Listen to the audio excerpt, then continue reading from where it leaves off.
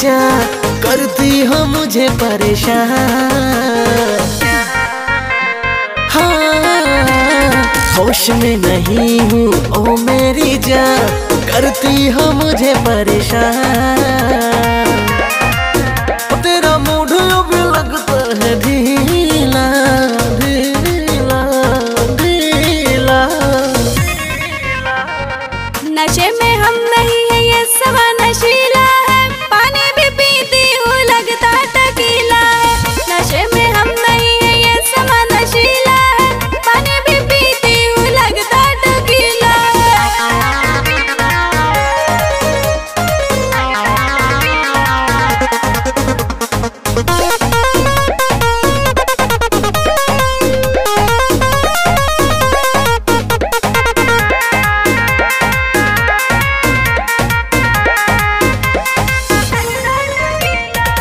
आदत तुम्हारी ये बहुत खराब रे, सेहत के लिए हानिकारक शराब रे, सेहत के लिए हानिकारक शराब रे।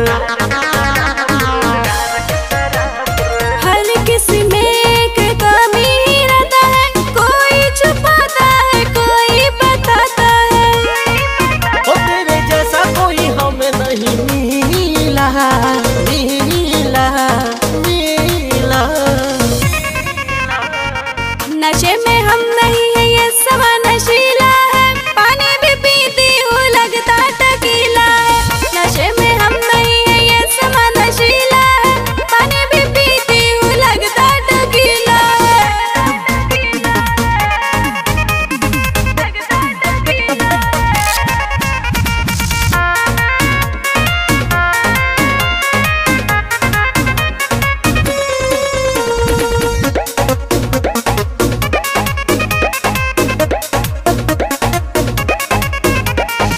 खुद को संभाले या तुझको संभाले, छोड़ के तुमको क्या दूसरी पटा ले, छोड़ के तुमको क्या दूसरी पटा ले।